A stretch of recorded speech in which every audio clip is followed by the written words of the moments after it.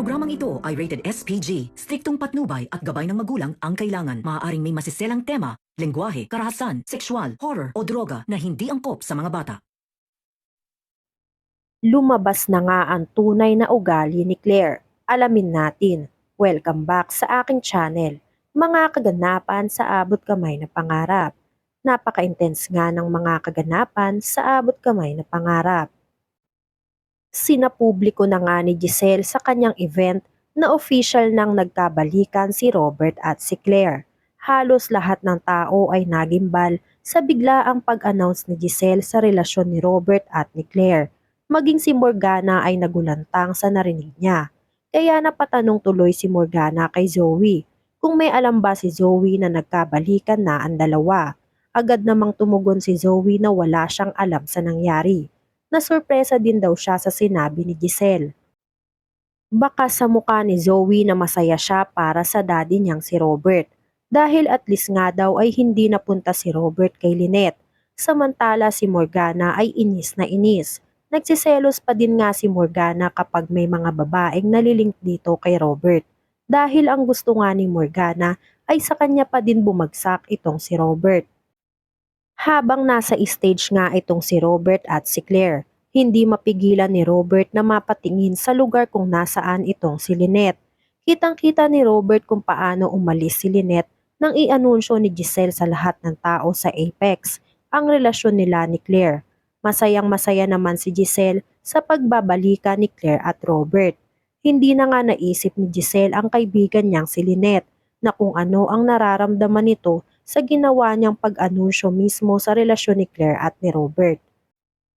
Samantala, dismayado din nga itong si Annalyn. Hindi alam ni Annalyn kung ano ang nararamdaman niya para kay Lynette. Alam ni Annalyn na sobrang nasasaktan ang nanay niyang si Lynette sa nangyari, kahit hindi pa ito sabihin sa kanya ni Lynette. Alam ni Annalyn na mahal pa din ni Lynette si Robert, pero ayaw lang ipakita ni Lynette na nasasaktan siya dahil baka kung ano pa ang sabihin sa kanya ng mga nakapaligid sa kanya. Kaya pinili na lang ni Lynette na manahimik at sarilihin na lang ang sakit na dinulot sa kanya ni Robert.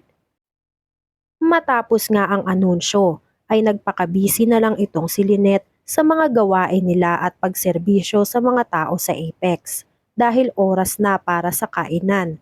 Nag-utos si Lynette sa mga kasamahan nila na dalhin na ang ibang kailangan sa loob ng venue at siya na ang bahala sa iba pang ipapasok. Pagpapasok na nga sana si Lynette sa loob ng venue nang biglang dumating si Robert. Nag-offer si Robert na tulungan si Lynette dahil nahihirapan na daw si Lynette at baka hindi na ito kaya. Pero pinagpilitan ni Lynette na okay lang siya at kaya naman daw ni Lynette ang ginagawa niya. Tinawag na din ulit ni Lynette si Robert ng Dr. Tanyag bilang respeto dito. Sinubukang kumalma ni Lynette sa harap ni Robert.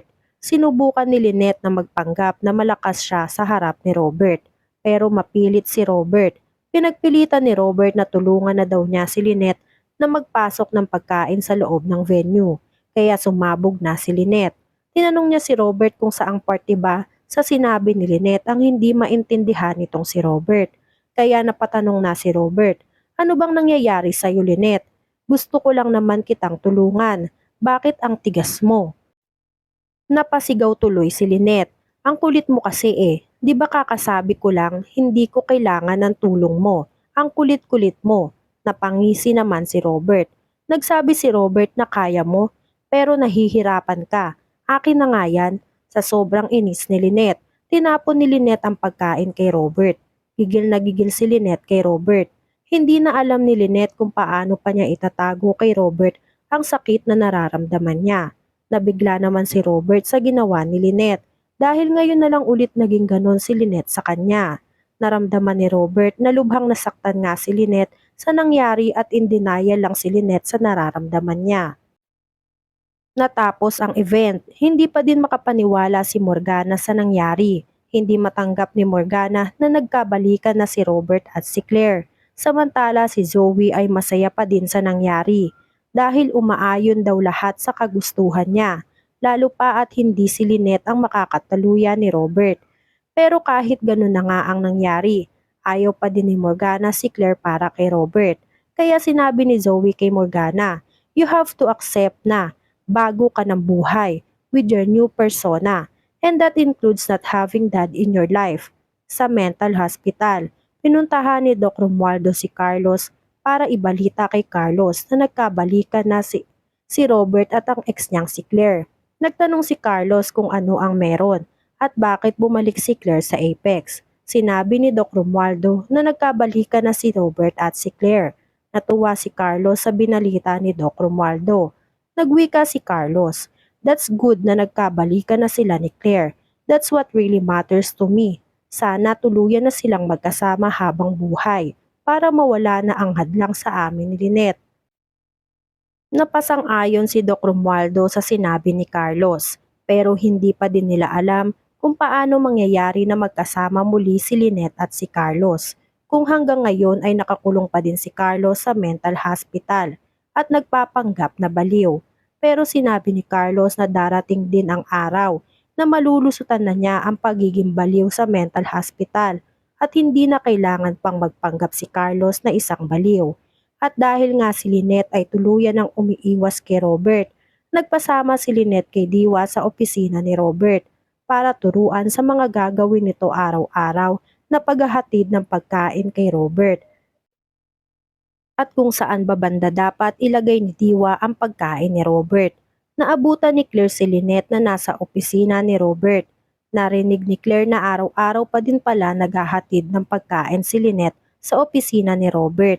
Kaya naman ito ngang si Claire ay kinumpronta si Lynette. Nagsabi si Claire, "Wala na kayo pero pinagsisilbihan mo pa din. Dinadalhan mo ng pagkain araw-araw. Daig mo pa ang asawa ha." Nagsabi si Lynette nang ginagawa ko lang yon dahil tatay siya ng anak ko at may utang na loob ako sa kanya at walang mali siya yon sa akin. Tinalikuran na ni Lynette si Claire dahil ayaw na ni Lynette na mag-explain ng sarili niya. Hinablot naman ni Claire ang braso ni Lynette at nagsabi si Claire, "Yung mga galawan mong yan, alam ko na yan eh." Nasasaktan si Lynette sa hawak ni Claire. Kaya nagsabi si Lynette kay Claire, "Claire, pwede ba? Bitawan mo ako. Wala kang alam sa nararamdaman ko." Sumagot si Claire, "Huwag ka na ngang magsinungaling, Lynette. Umamin ka na. Mahal mo pa si Robert at hindi mo na mapagkakaila yun. Halatang halata sa mukha mo na mahal mo pa rin siya. Pero in denial ka sa mga nararamdaman mo. Hindi mo magawa sa sarili mo na aminin na mahal mo pa si Robert." Naging emosyonal nga itong si Lynette sa mga sinabi sa kanya nitong si Claire. Ano kaya ang isasagot ni Lynette?